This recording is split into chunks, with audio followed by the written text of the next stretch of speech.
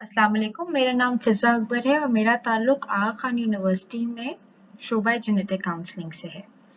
और आज हम जेनेटिक डिसऑर्डर्स जिनको हम मौरूसी अमराज के नाम से भी जानते हैं के बारे में कुछ बातचीत करेंगे। हम इस टॉक में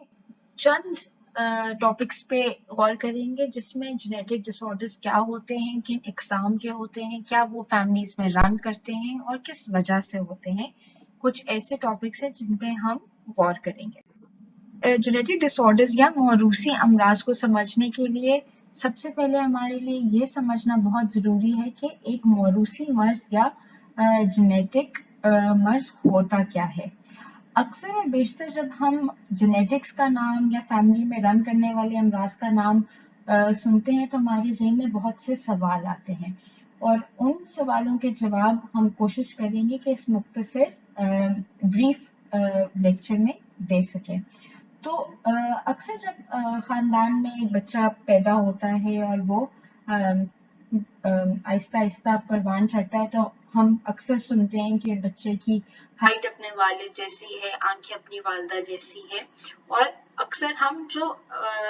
ज़ाहिरी फीचर्स होते हैं उनमें हम देखते हैं कि बच्चे में माँ बाप से कोई फीचर्स मिलते हैं, लेकिन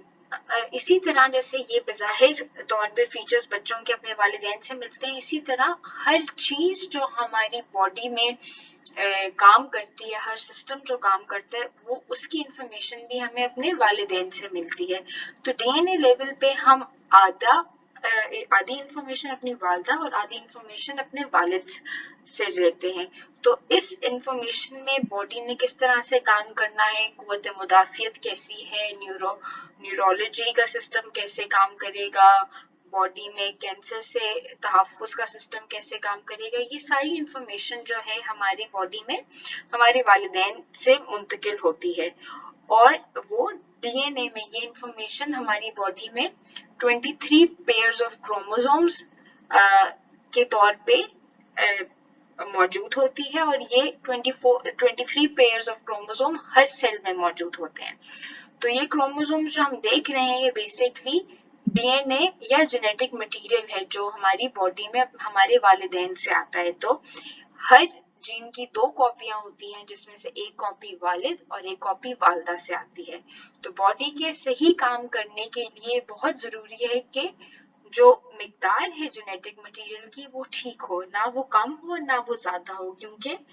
बॉडी में जेनेटिक मटेरियल की तादाद या मिकदार की कमी या ज्यादती से कोई जेनेटिक डिसऑर्डर आ सकता है। और मुख्तलिफ इकसाम के जेनेटिक डिसऑर्डर्स मौजूद हैं। आज की तारीख में हम कह सकते हैं कि हज़ारों की तादाद में जेनेटिक डिसऑर्डर्स मौजूद हैं और जिस तरह ये फील्ड ऑफ जेनेटिक्स तरक्की कर रही है उसी तरह हमें और अमराज के बारे में पता चल रहा है। तो हम कह सकते हैं कि क्रोमोसोम के 23 पेयर्स बॉडी में मौजूद हैं जिनके ऊपर जीन्स हैं जो कि जेनेटिक मटेरियल को डीएनए की फॉर्म में हमारे अंदर हमारे वालिदैन से मुंतकिल करती हैं। जैसे कि हमने कहा मुख्तलिफ इकसाम ऑफ जेनेटिक डिसऑर्डर्स मौजूद हैं और उनका तरीका ट्रांसफर या ट्रांसमिशन का तरीका मुख्तलिफ होता है। कुछ ऐसे डिसऑर्डर्स होते हैं जो फैमिली में रन कर रहे होते हैं, कुछ ऐसे डिसऑर्डर्स होते हैं कि फैमिली में किसी एक शख्स को कुदरती तौर पे उनमें आती है वो चीज, ना कि उनके वालिद या वालदा से मुंतकिल हो रही हो। ये तमाम जो जेनेटिक डिसऑर्डर्स हैं वो काफी डिटेल डिस्कशन रिजर्व करते हैं, लेकिन इस जो लेक्चर या टॉक है उसमें हम बहुत ही मुख्तसर तौर पे एक कॉन्सेप्ट ऑफ जेनेटिक डिसऑर्डर्स आप तक पहुंचाने की कोशिश करेंगे और उस सिलसिले में हम बात करेंगे एक मुख्तसर या एक मखसूस सेट ऑफ जेनेटिक डिसऑर्डर्स की जिनको हम कहते हैं मोनोजेनिक डिसऑर्डर्स। ये वो डिसऑर्डर्स होते हैं जो कि एक जीन में एक डिफेक्ट की मौजूदगी की वजह से किसी शख्स में पाए जा सकते हैं। ये डिसऑर्डर्स की मुंतकिली वालिदैन से बच्चों तक मुख्तलिफ मोड्स के थ्रू होती है जिनको हम कहते हैं डिफरेंट मोड्स ऑफ इनहेरिटेंस, जिसमें ऑटोसोमल डोमिनेंट, रिसेसिव اور एक्स लिंक्ड इनहेरिटेंस ज़ेरे बहस है। अगर हम इन मोड ऑफ डिसऑर्डर्स की बात करें तो सबसे पहले हम ऑटोसोमल रिसेसिव डिसऑर्डर्स के बारे में बात करेंगे। अगर हम इन तमाम डिसऑर्डर्स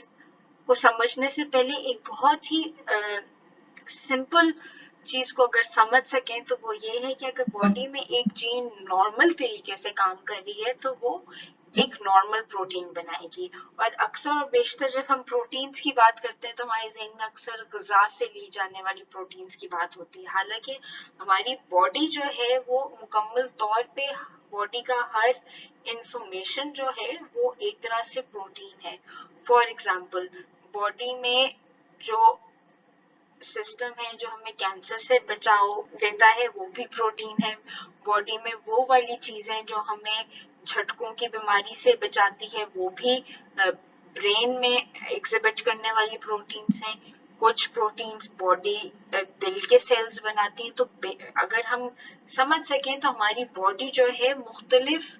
प्रोटीन्स पे मबनी चीज है। तो वो जो ग़िज़ा के तौर पे हम प्रोटीन्स लेते हैं वो मुख्तलिफ बात है, लेकिन बॉडी का जो